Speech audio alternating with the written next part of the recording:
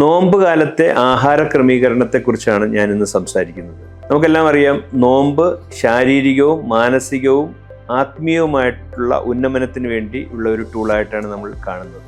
സാധാരണ നോമ്പുകളും intermittent fasting, അതായത് ഇടയ്ക്കിടയ്ക്കുള്ള നോമ്പ് എടുക്കുന്നതും ശരീരത്തിന് വളരെ ഉത്തമമാണ്. ആരോഗ്യമുള്ള ആർക്കും നോമ്പ് എടുക്കാവുന്നതാണ്. നോമ്പ് കാലത്ത് നമ്മുടെ മെയിൻ ആഹാരം, ഒരു പ്ലേറ്റ് എടുത്തു കഴിഞ്ഞാൽ അതിൽ 50% വെജിറ്റബിൾസും ഫ്രൂട്ട്സുമായിരിക്കണം. ഫ്രൂട്ട് ജ്യൂസ് അവോയ്ഡ് ചെയ്യുകയും ഫ്രൂട്ടായിട്ട് കഴിക്കുകയും ചെയ്യുന്നത് നിർബന്ധമാണ്. അതുപോലെ 25% മാത്രം ഒരു പ്ലേറ്റിൽ കാർബോഹൈഡ്രേറ്റ് അല്ലെങ്കിൽ അന്നജം മതി. ബാക്കി 25% പ്രോട്ടീൻ ആയിരിക്കണം. ഇതാണ് ഏകദേശം ഒരു ഡയബറ്റിസ് ഉള്ളവർക്കും അല്ലാത്തവർക്കുമായിട്ടുള്ള ഒരു പ്ലേറ്റ് എന്ന് പറയുന്നത്. നോമ്പ് കാലത്ത് വെള്ളം, പ്രത്യേകിച്ച് ചൂട് ഉള്ള നോമ്പ് കാലത്ത് ധാരാളമായിട്ട് നമ്മൾ വെള്ളം കുടിക്കണം. അത് വെള്ളം സാധാരണ നാച്ചുറൽ ആയിട്ടുള്ള വെള്ളമാണ് കുടിക്കേണ്ടത്. അതിന് പകരം അമിതമായി ഉപ്പിട്ടിട്ടുള്ള വെള്ളമോ അല്ലെങ്കിൽ നാരങ്ങ വെള്ളമോ അല്ലെങ്കിൽ ജ്യൂസായിട്ടുള്ള വെള്ളമോ അധികം ഉപയോഗിക്കാതെ അത് പരമാവധി കുറയ്ക്കാൻ ശ്രമിക്കുക. സാധാരണ വെള്ളമാണ് നമ്മൾ കൂടുതലായിട്ട് കുടിക്കേണ്ടത്.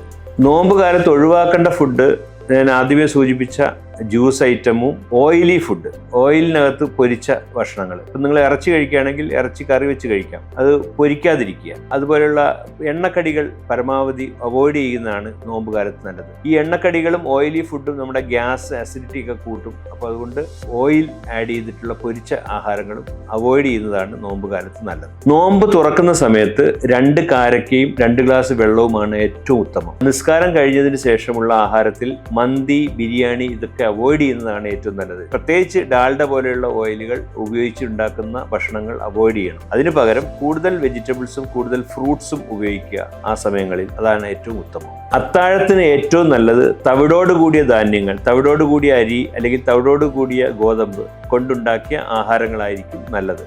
എഗെയിൻ, ഈ അത്താഴത്തിന് ഏറ്റവും കൂടുതൽ ഫ്രൂട്ട്സും ഏറ്റവും കൂടുതൽ പച്ചക്കറികളും നമ്മൾ ഉപയോഗിക്കണം. കൂടുതൽ വെള്ളം കുടിക്കണം. ഇത്രയും കാര്യങ്ങൾ ശ്രദ്ധിച്ചാൽ നിങ്ങളുടെ നോമ്പിന് നിങ്ങൾക്ക് നല്ല ഒരു ആരോഗ്യമുള്ള നോമ്പായി മാറും.